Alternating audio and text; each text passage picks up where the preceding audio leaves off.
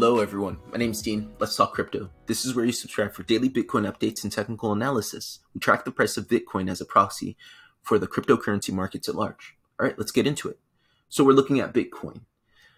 And yesterday, I published an update and an intraday update saying we were all good, the correction was over. But it doesn't seem that that was the case, not necessarily. It was true and not.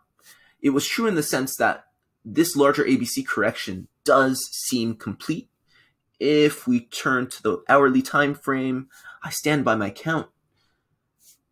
We see that ABC on the A wave, the ABC on the B wave, and then the 1, 2, 3, 4, 5. The 5 wave is complete. The 5 wave usually is the same length as the 1 wave. So that's my Elliott wave count right there. So I do believe that we had a complete correction, right? You can get ABCDE corrections, and that's possible as well. Maybe that's what we're experiencing, an ABCDE correction. But more or less, that's the correction. That's it. If you're in an uptrend, you're likely to get an ABC zigzag correction and maybe an X wave. X wave is basically buyers and sellers exhibiting indecision. You'll see price action ranging in a channel, in a kind of a parallel channel, and slowly but surely forming a base for the subsequent uptrend or downtrend, whatever trend you're in. So I thought, okay, we're getting our X wave and we're making our way back up. We had, number of good green candles, but on poor volume. And I didn't give too much thought to the poor volume just because we've had poor volume throughout the span of the time in this channel that we've been in since July 25th. But I do think now that we're at the bottom of our channel, and let's zoom out for those of you that are unsubscribed, we've been tracking the price of Bitcoin since July 25th in this ascending channel, and price action has been pretty much ping-ponging between the top and the bottom, the top and the bottom, the top and the bottom of this channel, okay? So that's the channel I'm referring to if you're not exactly sure what I'm talking about.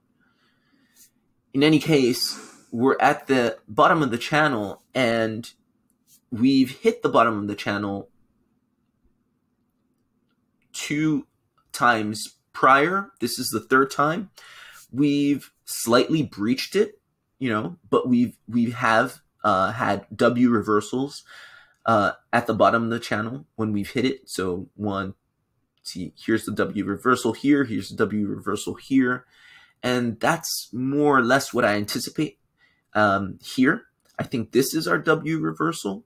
I could be wrong. We could move down a little further, but in all sort of, for all intents and purposes, I do believe that this is the bottom of this reversal, and we are going to make our way back up. Are we going to make our way back up to our target of 56K and breach this channel finally? I don't know. We'll see. But just looking at price action and now turning to the hourly time frame, I do see some bullish divergence, meaning there is discrepancy between what we're seeing on the RSI. Let's blow this up a little bit. So I'm using the stochastic RSI, right? And you do see a lower low and a higher low here. And then now let's look at the price action. And in the price action, what you see is a higher low and a lower low. Okay, so the stochastic RSI is indicating a change, a reversal, if you will, in the price action that's yet to come. So this is one of the reasons I do believe that there is going to be a reversal. Is it going to be a complete reversal, or is it going to be another kind of fake out like we've gotten here? I don't know. We'll see. I think the safe and prudent thing to do when you're, charting is obviously don't use it as an a 100% kind of crystal ball strategy. It's just a likelihood. It's, you know, higher percentage likelihood that something may happen rather than another scenario. So I do think we're moving up. Are we moving up? Are we going to breach the 21 exponential moving average and the 144 exponential moving average and the 55 exponential moving average? Are we going to pass this point of staunch resistance, this point of control here? I don't know, but it looks like we're making our way to test it. So that's basically what I see. I would say that if Bitcoin doesn't breach 48.8, then we're coming back down. We will break the bottom of this channel. If we do make our way beyond 48.8, beyond this point of control, then we're going to test the top of this channel once again, right? And we're going to form a higher high here, a macro higher high. So that's what I'm seeing in Bitcoin. Do be cautious. We will have some upside, so that'll give anybody that's in a trade some time and opportunity to exit that trade.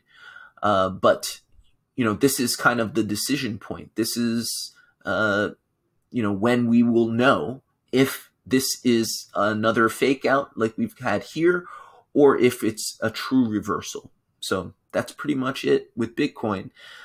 When Bitcoin's in a downtrend, again, it doesn't help to really chart other altcoins because Bitcoin is the market mover. That's why we track it every day.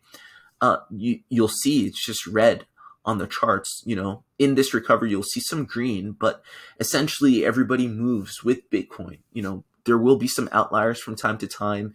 You will see some coins outperforming the market, as it were, and ignoring what Bitcoin's doing. But that's few and far between. Those are exceptions, not the rule. So it's important to just, you know, look at what Bitcoin's doing, track the chart, track the price action, and respond accordingly, right? And always use risk mitigation, use your stop losses, you know, be careful. Nothing is 100%. It doesn't matter who's saying it, right? It's not a crystal ball. This is just likelihood. This is just playing the percentages, right? Looking at trends and extrapolating them. So that's all we're doing here. Hope that was helpful. Hope that was useful. I'll see you guys